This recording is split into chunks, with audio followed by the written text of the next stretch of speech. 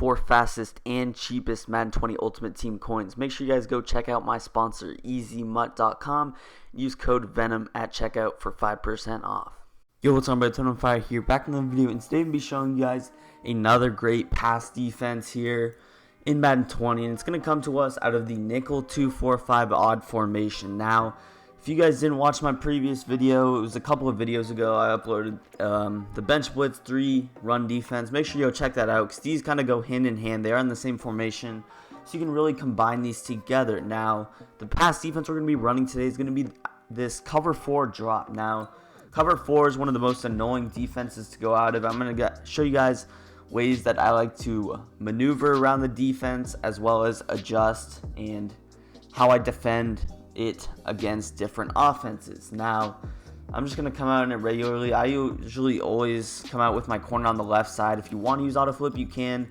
I never use auto flip. That's just me personally, but you could always flip that corner to the wide side if you want, if you're defending bunch and someone's using corner routes, etc., etc. So let's just start out with bunch. Now, this play is going to be very good against bunch because of how good it is against the corner routes and the flats. Now, right off the bat, as you guys see the formation, it's going to be pretty obvious that there's a lot of people on the line of scrimmage, and there's always going to be a threat of you to send 7 people at any time. Now, this is going to force your opponent to max protect a lot of times. You could go ahead, let's say you blitz the first 2-3 plays. Your opponent he's going to start feeling uncomfortable in the pocket when you send that many people at him. He's just going to start max protecting every play. That's exactly what you want, because in this defense, you're dropping a lot of people, and if you can get your opponent to max protect, then it's going to be very easy to defend the routes he has on the field. Now, right off the bat, my setup for bunch, you can basically run it stock. What I would do is just press. You could go ahead and shade outside and over the top as well to defend those corner routes better. Now, if you baseline press, I feel like the corner routes have a better chance of getting open. But I always like to use the linebacker in the hook curl to the bunch side. So let's go ahead and snap the ball. If you wanted to, you could go ahead, slant your D-line outside, and then contain as well, just to get this D tackle on a little bit better of an animation. Now, obviously, if they don't have a mobile quarterback, you could go ahead and just manually put A back on that blitz so that he does get that shade outside animation rather than the contain, which will be pretty useless. But when you press that guy on the left especially, you have to shade over the top, otherwise he will get burnt. So when I shade over the top, he sort of like gets that animation. Boom, you guys see I'm using, and that was only a 3-man rush. You guys see I got instant pressure. Now, if you do have a pass rush ability, I recommend putting him here with Hargrave. I do have those 2 guys on the outside right now, but again, just the stock setup's going to be press. If you wanted to, you could go ahead and show blitz. Show blitz is kind of a unique thing out of this form, especially just because that safety goes ahead, he pulls down, and what that's going to do is just give you a cover 3 look. So if I'm on offense, I'm not seeing any play art, I'm thinking this is a cover 3 immediately.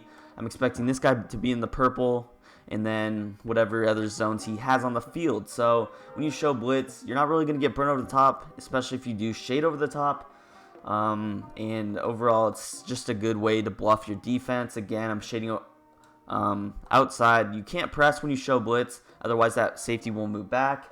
But again, here's the base setup. In this setup specifically, I might think he's sending 7, so max protect here. Boom, using corner route. Boom, curl flats there, bagged. Now, it's very now you really don't want them to get out of the pocket. If they do end up getting out of the pocket, just try to use that. The outside quarter does a great job of picking those corner routes and other types of routes, and if they want to throw it to the flats, they can, because they're only going to gain 3 yards, and most people are too greedy to just take their flats that many times over and over, put together over a 5-minute drive. So again, if I snap the ball, let's say I want to attack the flats, my purple zone actually did get stuck on my outside quarter there. But if you wanted to, you could also go ahead, base align and press. That's just going to move this linebacker down, and it can also help with the bluff blitz a little bit. Make sure that you do shade over the top, because look at that left corner. You're going to want to shade over the top, otherwise he's going to get burnt on like a streak route. Very crucial that you do that. The outside quarters are very good about not getting burnt.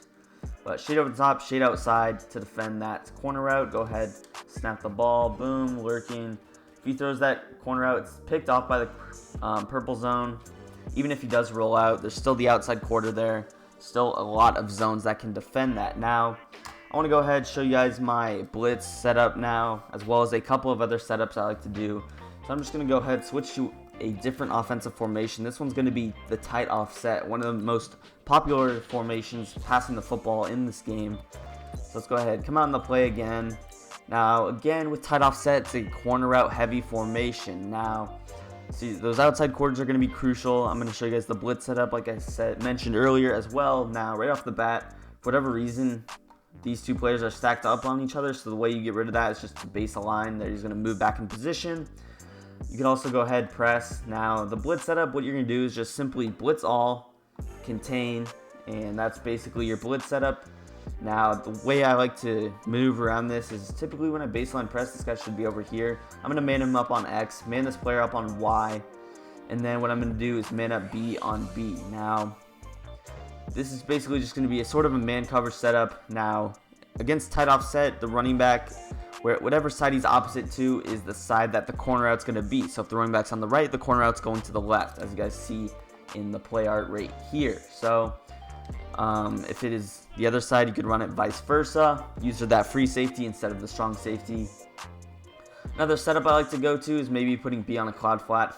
If I feel like playing a little bit risky, I could also put him on a soft squat. And then I sort of have to rely on anything in the middle of the field. But if they put a streak route and I don't get the pressure, I'm kind of screwed. So just go ahead, hike the ball there, boom, drag routes.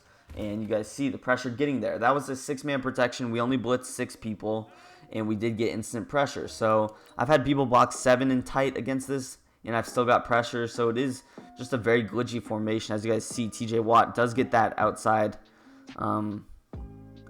slant assignment, and look at that. The running back just absolutely ignores him. I'm not sure what the reasoning for that is, but we'll take it. This blitz is very annoying to pick up. I've gone against it, and it just feels uncomfortable defending it, especially in a tight set. So again, the setup, base a line, blitz all. You could go ahead and you could show blitz for this play as well, but those players, that linebacker is going to sort of stack. You could move him back a little bit. That's just going to give you a better alignment with the safety, and it could also set up your defense a little bit better. So if I'm defending that, if I want to use the free safety, that's something I might do, and then I might go ahead, just man up these players, something like this. Let's say they flip the play. Now, obviously, if they flip the play, we probably do have a better chance of getting pressure. Again, I'm blocking 6 here. Just go ahead, hike the ball. Everybody should be manned up. Only Y is not manned up. So if you're using that middle of the field, you kind of want to go back, user it. Like I said, this is a pressure-heavy defense. If you don't get pressure immediately, if they have enough time in the pocket, they should be able to find someone open with how many people are manning up. Another defense that you could go ahead and run is just going to be, again, to defend these sort of corner routes. You're going to base a line, blitz all linebackers, press, and then what I like to do is usually I'm going to put this player in a curl flat, man up, LB, this LB corner on Y, and I'm going to put, or I'm basically going to use this player in the middle of the field if I want, or I could go ahead and just put him in the middle third and then use this outside cornerback. Now, again, this is strictly to defend the corner routes. If they have anything over the middle or a corner out on the other side, you have to defend that with this corner here. So I'm working, boom, working the drag, working that corner route, and you guys see we end up getting pressure. Like I said, if they do get that post open, if they have enough time for that deep post, it will burn that outside quarter. That's just the reality of the situation because of how hard that outside quarter does defend the corner routes. So again, that setup was just going to be base line, press, blitz all linebackers, contain, and then I'm going to man up LB on Y, and then I'm going to go ahead, put Y in a curl flat. Now, if you feel like the outside corner in your man coverage player can defend that corner out enough, you could go ahead, put Y in the inside third, and then you could easily use this player just defending any drags, potential posts over the middle of the field. But make sure that you just do get that pressure through. It's going to be crucial. You guys see that was a bad user by me. But you have to watch that right flat when you're running that setup. Keep that in mind.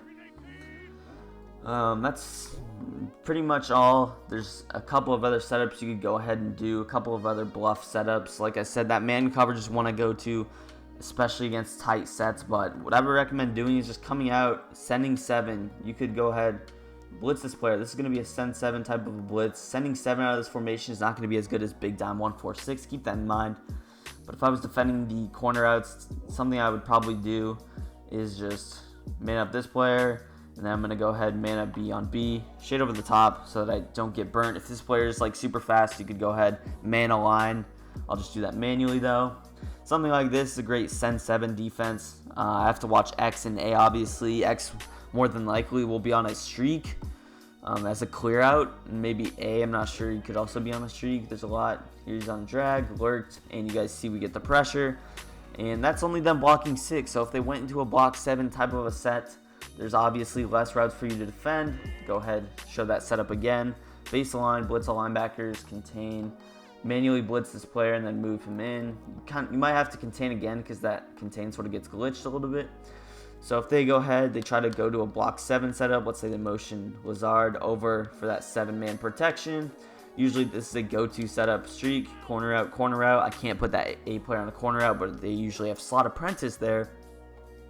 I might again run something like this, and then I have A to my responsibility. If you see them going to that drag route a lot, you could man up this free safety on X if you still want to go with the send 7, or if you feel like they're going to block it anyway, you could still drop a couple of players and defend it like this. Again, that's the same send 7, or this is the send 7 blitz variation of the send 6 blitz I showed earlier. But typically, you want to send that 7th guy, get that pressure, make him have to make a quick decision. And the good thing about this is if they do put A on a corner route, this outside quarter should be good at defending him. You can even move him down a little bit. So you might only worry about that drag route. So in this case, I might man Y on Y like I said. Boom, I see that corner route. He should be bagged. You could snap it, but if X is on a streak, he'll be bagged as well.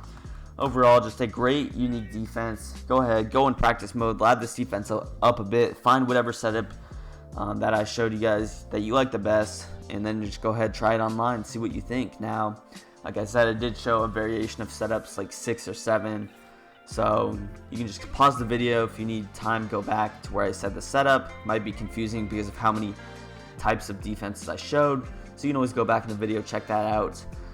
But yeah, it's gonna go ahead and do it. If you guys enjoyed the video, make sure you leave a like. Don't forget to subscribe to the channel as well for some more Madden 20 content in the future. And peace. I'm out of here.